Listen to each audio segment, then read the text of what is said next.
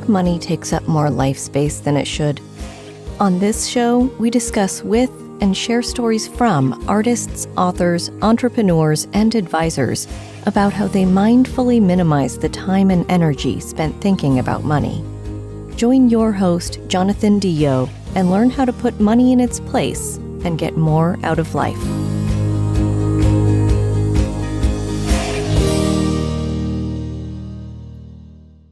Hey there, and welcome back to Mindful Money. We're just at the beginning of our slow review of the Mindful Money modular financial planning process. These modules are like dominoes. Once one of the steps is complete, it leads to the next one, and then the next.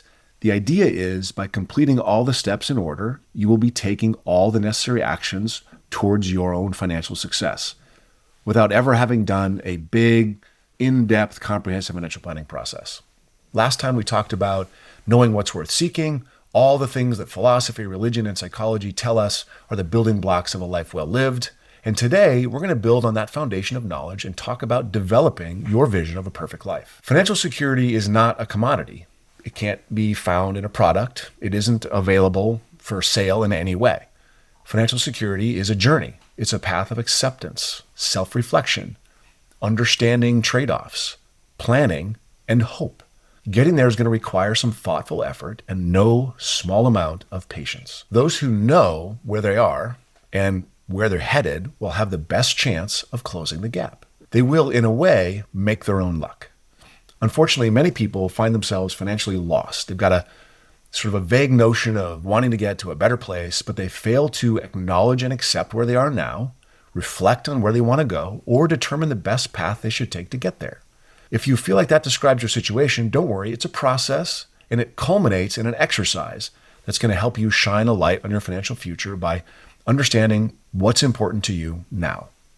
The fact is, you won't get anywhere unless you understand where you are today and have a clear picture of what you want your life to look like tomorrow. In other words, you need to develop a vision of your ideal life. Knowing what's worth seeking is a vital pre-planning step.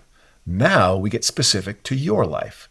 Developing our ideal life vision is the first step of creating a written personal financial plan. This is where we fully develop a picture of the future you're working towards and determine the specific financial goals you'll need to achieve to get there. Developing a vision isn't fantasy. We're not daydreaming of a fairy tale lifestyle. And it isn't for just the special few who've been endowed with some kind of privilege or raised with wealth. It's for everyone. It means putting pen to paper and creating a written document that serves as kind of a rudimentary life and finance map. Putting your attentions into writing gives you an impetus, a push needed to start living the map. So consider your vision as the guiding force behind your financial plan. With it, you'll never have to feel like you're at a loss. When you have a tough decision to make, you can compare the probable outcomes of different choices to the desired outcome in your vision. Having a well-developed vision of your picture-perfect life can provide profound psychological benefits as well. At its core, this vision acts as a compass, guiding your thoughts and behaviors and decisions towards a future that resonates with your deepest values and aspirations. By defining what a fulfilling life looks like to you, you create a sense of purpose and direction that can be both motivating and grounding. One of the saddest things I've ever seen is a wealthy curmudgeon.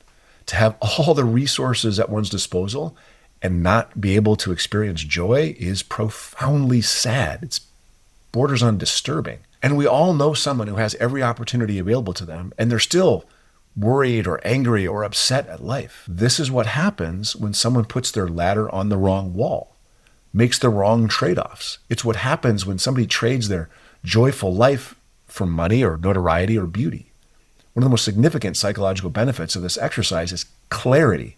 Life can be overwhelming with all the choices and distractions. However, when you have a clear vision of your ideal life, it becomes easier to filter out the noise and focus on what matters to you.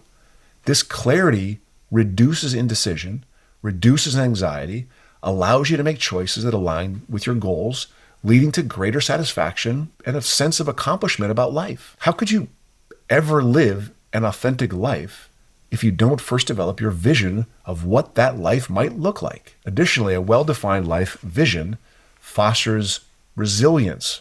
When challenges and setbacks arise, as they're going to do, it's inevitable for all of us, your vision serves as a reminder of what you're working toward. It provides the strength to persevere, transforming obstacles into opportunities, and this resilience is closely tied to this concept of hope, a powerful psychological state that keeps you engaged and motivated even during tough times. So having a vision also promotes a sense of control and agency. By articulating what you want your life to look like, you shift from a reactive to a proactive stance. You no longer feel like life is something that happens to you. Instead, you know that you can actively shape your reality. You design your future. This sense of control is linked to higher levels of well-being and self-esteem, and it reinforces the belief that you have the power to create a meaningful and satisfying life, all on your own. Moreover, this developed vision of a picture-perfect life can enhance overall happiness and fulfillment. It encourages you to live in alignment with your values and your passions, which is a key component of well-being. When your daily actions and long-term goals are congruent with your vision, you experience a deeper sense of coherence and purpose in life. In summary, having a well-defined vision of your ideal life can provide clarity, resilience, control, and happiness. It serves as a psychological anchor, helping you navigate the complexities of life with a sense of purpose and direction, ultimately leading to a more fulfilling and meaningful existence. There are 5 essential elements to developing your vision. Although creating a financial plan has many more steps beyond this, I'm confident that if you go through these 5 steps, you will already feel better about your ability to control the future. So first, you've got to identify your personal values. So finding your starting point is about knowing and refining who you are. What and who matters most to you? What are your passions and desires? What in life makes you the most happy? Think back to when you were a child. What just lit you up? Your answers to these questions will formulate both where you are and where you want to go. Identifying what you truly value establishes the incentive you need to not only create a long-range plan, but most importantly, to live by it every day. Remember, the road to a better financial future is a marathon. It's not a sprint. Distractions will sap your energy reserves and leave you wanting. Only the things that matter most will help pull you through. They'll provide you the encouragement that you need along a very long journey. Aligning your purpose and choices with your values will create guardrails for your life that lead you in the right direction. Number 2, you want to state your meaningful purpose. So after thinking inwardly, I want you to think outwardly. That is, about your impression on the world. Consider your talents, what you love to do, the places that you find bring meaning to your life. You're contributing something unique and invaluable to the world, and your happiness depends on making the most of that human potential. The great poet, philosopher Oscar Wilde said it this way. He said, "Be yourself, because everyone else is already taken." Your meaningful purpose is the definitive answer to the question, why am I here? For example, I'm here to make a difference in my community. You don't have to cure cancer or build a hospital with your name on it to make a meaningful contribution. It doesn't have to be a big thing. You contribute by showing up as your best self. One of my favorite poems is this poem by Martha Postlethwaite called Clearing. And she writes, "Do not try to save the whole world or do anything grandiose. Instead, create a clearing in the dense forest of your life and wait there patiently until the song that is your life falls into your own cupped hands and you recognize and greet it. Only then will you know how to give yourself to this world so worthy of rescue." When you're tempted to stray from your financial plan or have trouble making a life decision, this meaningful purpose will act as the beacon that guides you towards the right course of action. What choice best supports your meaning? You will face dark times, no matter what choices you make and directions you choose.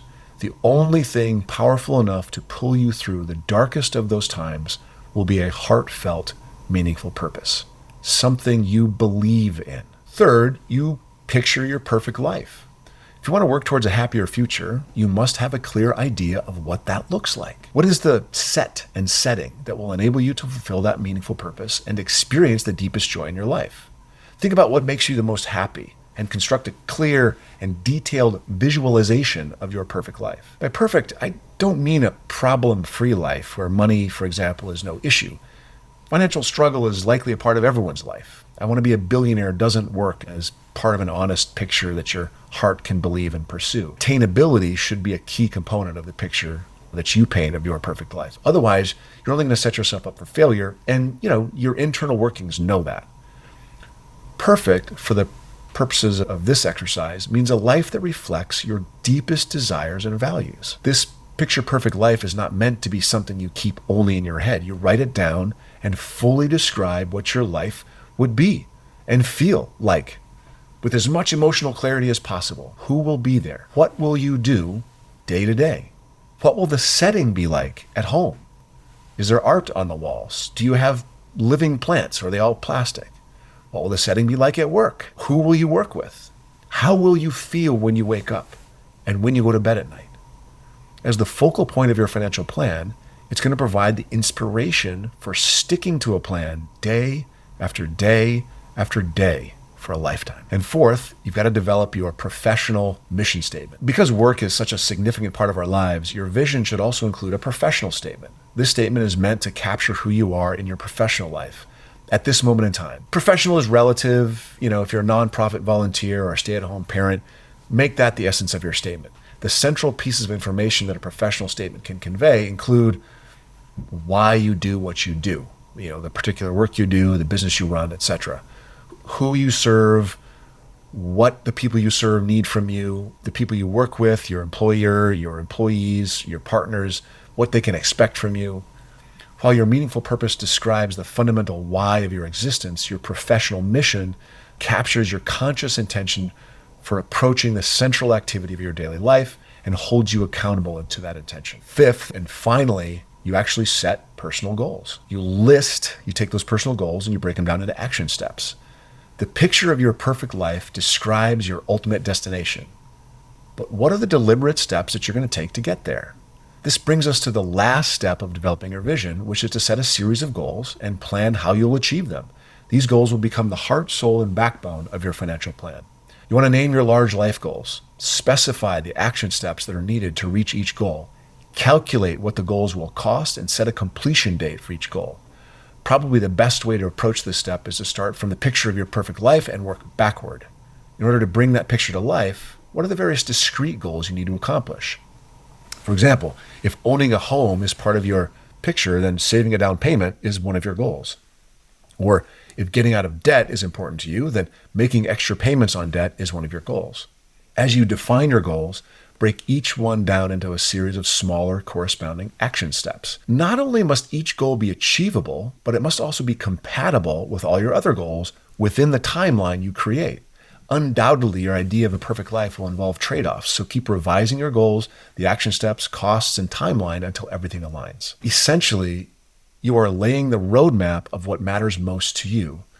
With your vision clearly illustrated, you can concentrate on the things most critical to your happiness and give up the things that are not. Ultimately, your vision should be simple, clear, and specific.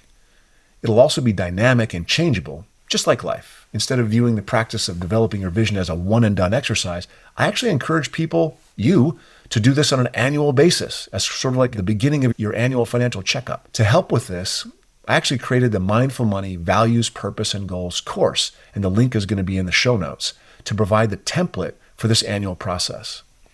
This step alone is a leap towards a more secure, happier financial future. What comes next will be the individual steps themselves: adopting a savings habit, building an emergency fund, eliminating debt, investing for retirement, and so on. These are the things you need to do to traverse to make your vision a reality. In the next episode, we're going to focus on the details of adopting a savings habit. Thanks very much for listening, and I'll see you next time. Thanks for listening. Full show notes for each episode, which includes a summary, key takeaways, quotes, and any resources mentioned, are available at mindful.money. Be sure to follow and subscribe wherever you listen to your favorite podcasts.